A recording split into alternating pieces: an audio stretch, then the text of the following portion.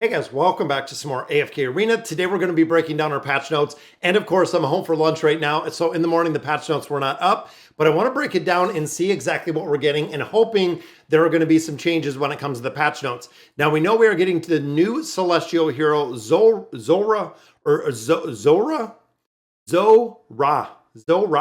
the Stellar Radiance, intelligence-based mage. So a lot of players are saying this is going to be a hero, controls the stars and observes the cosmos. That is going to be doing a lot of damage. The ability to limit enemy movement and attacks while attacking them herself. So really looking at the ability to stack insight on this hero. We did really the real sneak peek, the data mine when it came to the skills and abilities of this hero. And it seems like the more insight you're going to stack on her, which of course is going to be dependent on the collection, is going to make her do more damage. So we have the trials and then of course the bountiful trials that are going to be up for this hero. So Midwinter Festival themes. So the world of Esprio rings in the year's Midwinter Festival, which we know is going to be going over the holiday. So it starts on Christmas Eve and it is probably going to go through towards the end of the year, considering right now December 12th of the patch notes.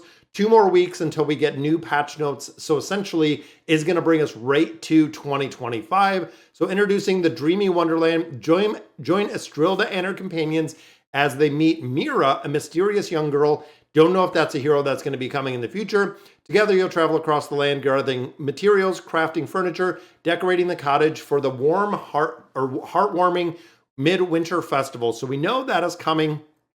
While exploring the dreamy world, adventurers can unlock an area's powerful enemies and challenge them after completing storyline.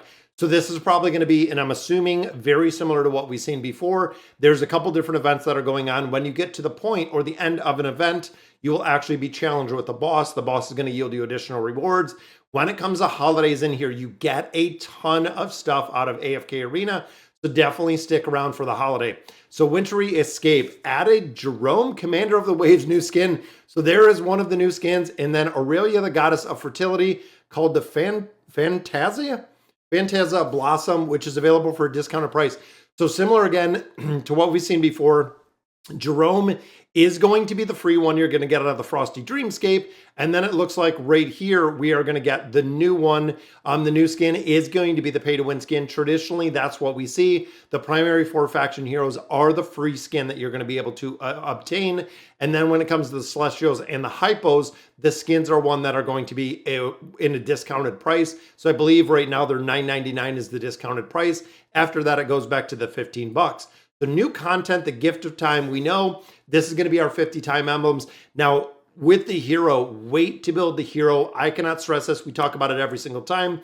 When a new hero is released, including the Awakened version of Thorin, even looking at other heroes, previous heroes, wait to build the hero. And if you're currently building an Awakened hero that is in that really top tier, the S and the SSS tier, the S tier, make sure that you are building and you're continuing to build out that hero, because if you're building Awakened heroes and they are only half built, they're going to only have half the effectiveness, which means you should have went and build the hero. And again, if you're at the point where you're building out a specific hero that is in one of those top tiers, you want to stick with that hero specifically. And you want to make sure that you're not going on and having a bunch of half-built heroes. So if you're looking at really the top tier heroes, the Awakened version of Athalia, Lyca, definitely solid. When you start looking at Lucius, when you look at the Awakened version of Shamira, some of those absolute top tier heroes that we're seeing. Now the Voyage of Wonder is also coming. This is going to yield us another 10 time emblems. So we're getting 10 from the stained glass window. We're getting 12 from the skill release. We're also getting 10 out of the Voyage of Wonder. Then we're getting 50 with the hero with the discounted draws.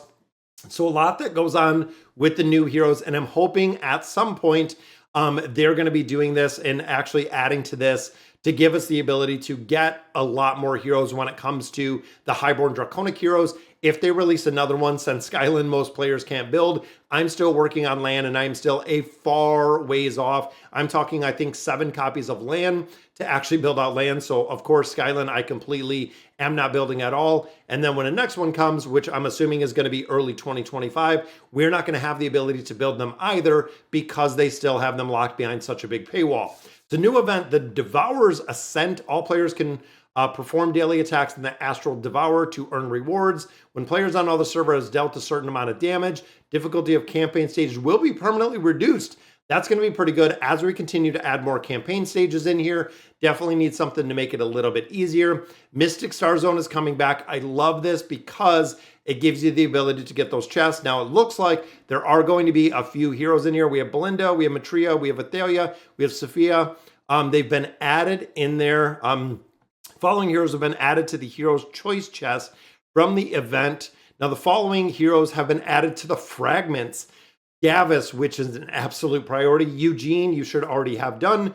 Lucius is in there, and Entendre is in there. That is awesome.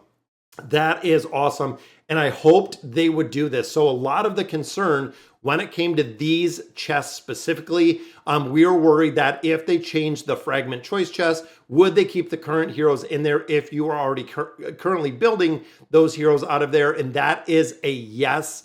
I love this change. This is a much needed change. And even thinking Gavis, Eugene, Lucius, absolutely big heroes that are a priority. Even thinking of Gavis, for a lot of players that don't have Gavis built, this is going to save you roughly 50 time emblems every time you're getting a copy out of here. So if you saved all of your chests, I hope they just added to addition to what you already do have, which I'm assuming they're going to do unless they pull some BS, which I don't like. If they make a new choice chest and your old choice chest, you can use the fragments either way. They just need to add it and be done with it. Now, added a campaign stage 71, guys. There are 71 chapters in AFK Arena, which is crazy.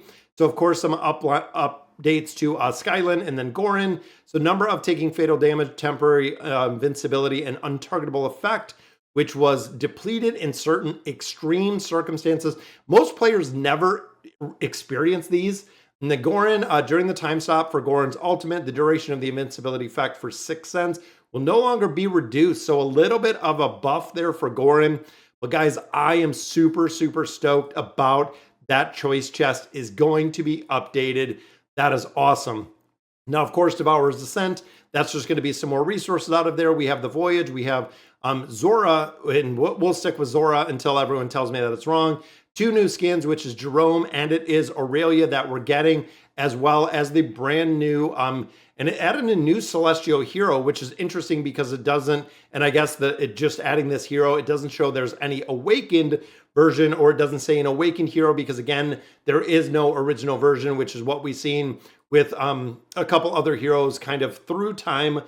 Looking at Gavis, looking at Eugene, looking at Matria, you know, there is no basic version of the hero itself. So very excited about the patch notes. Unfortunately, not seeing any change that we have right now when it comes to those Highborn Draconic heroes and the ability to get more insignias to actually summon them. Hopefully it's coming in the future. But all right, guys, so that is going to do it for today's video. Let me know in the comments what you guys think. And as always, thank you guys for watching.